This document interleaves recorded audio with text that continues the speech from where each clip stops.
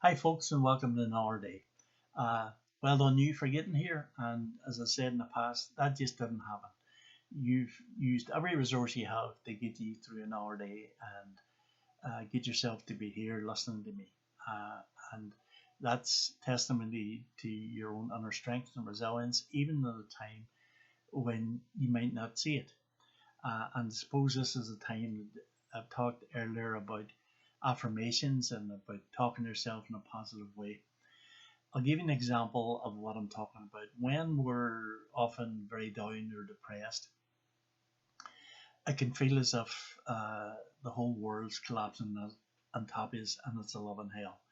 They try and get out of bed in the morning when you really just want to pull the doobie over and says, "Go away, world! I don't want to listen to you. I don't want to be part of you."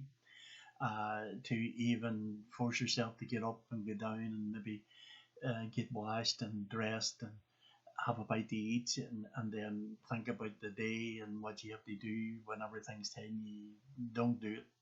Just stay there. Don't get involved in anything. It takes immense strength and courage. Often your talk is, this is terrible. I'll never be able to do it. It's all doomed to failure. Nothing will ever change. I'll never get there. But what you're really, really missing is, and I have this as an old saying, hard work's not easy. You really don't see the hard work you're doing. You have you're bringing every skill, every energy, every ability you have, a wee bit like a duck in the water, paddling feverishly to stand still. So for those of us, who might not have that difficulty and get out of bed without thinking about it, that's great and fair play. However, when you have those struggles, it really is important that you actually see that you're doing this. And somewhere within you, there's a spirit that's just saying, just kind of get on with it and do it. And as I say to you, that's really, really important because you have within yourself the ability and the skills to do it. And that's really important in this time. And I kind of talked, in a past video a bit about how we treat each other, and sadly, in these times, it's not always good. And just to give you an example of what I mean, when I've talked to people who have been suicidal and who feel as if the world doesn't care about them or nobody cares about them, they can walk down the street and people can pass them by and not even acknowledge their existence.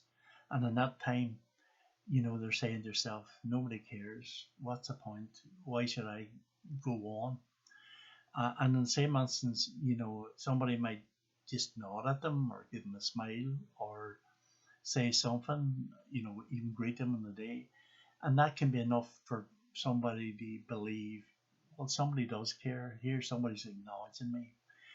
And that's really, really important because although we might not know it or never be told it, even by the acknowledgement or the lack of acknowledgement of a smile or a hello, uh, we can have an influence over people and how they live or die. And we might never know that or be told about that. But it gives you an example of the power we all have to influence other people. And then, as say in these times, about talking to people about being kind to themselves and loving and talking to themselves gently, it is really important that we do that to others as well. Because at this time we're all struggling, and the last thing we need is for us to talk harshly or treat people harshly or hurtfully or abusively, because that puts them through another loving hell to the point that they may feel it's not worth being around. So I say again, talk gently to yourself, be loving and kindly to yourself, but equally be loving and kind and gentle to those around you. Uh, Please value and validate and celebrate yourself and your strengths and your abilities. Tell yourself that you'll get through another day, and you will. Uh, but be gentle to those around you, and don't add to the hurt or the pain that anybody else um, experiences. So have a good day, and we'll talk later.